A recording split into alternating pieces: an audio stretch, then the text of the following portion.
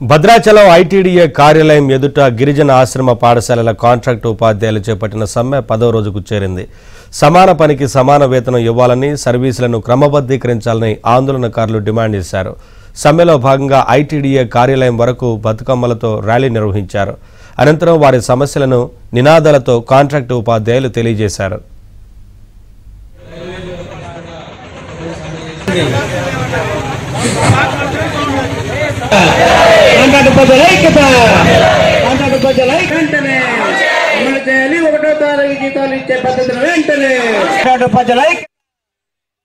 మేము 13 రోజుల నుండి రాష్ట్ర వ్యాప్తంగా సమ్మె చేస్తున్నాం. 2100 మంది ఉన్నాం.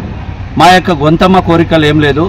రాష్ట్ర ప్రభుత్వము సమాన పనికి సమాన వేతనం ఇవ్వాలని సుప్రీంకోర్టుతో పాటు మాకు కూడా ఒక జడ్జిమెంట్ అనేది ఇచ్చింది. ఆ జడ్జిమెంట్ని అమలు చేయకుండా, సమాన పనికి సమాన వేతనం ఇవ్వకుండా 5 నెలలు 6 నెలలు కూడా వేతనాలు చెల్లించకుండా మాతో శ్రమ దోపిడీ చేపిస్తున్నారు. కాబట్టి రాష్ట్రంలో ఉన్న 2100 మంది గిరిజన ఆశ్రమ పాఠశాల కాంట్రాక్ట్ ఉపాధ్యాయులు ఈరోజు మరి నిర్వధిక సమ్మె చేస్తున్నాం.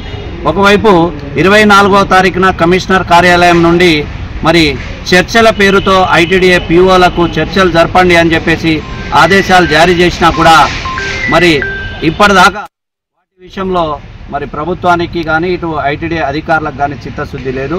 కాబట్టి చర్చలు జరిపి మా యొక్క న్యాయపరమైన డిమాండ్లను ఈ ప్రాజెక్ట్ ఆఫీసర్ గారు మరి ఫైల్ రాసి మా దీక్షా శిబిరానికి వచ్చి ఒక నిర్మాణాత్మకమైనటువంటి హామీ ఇస్తే తప్ప మేము మరి లేసే పరిస్థితి లేదు. చైల్డ్ కేర్ లీవ్స్ లేవు, మెటర్నిటీ లీవ్స్ లేక చిన్న చిన్న చంటి పిల్లలతో పాఠశాలకు వెళ్ళి అక్కడ పని చేయవలసి ఉన్నది. అక్కడ ఎటువంటి సౌకర్యాలు కూడా కల్పించట్లేవు.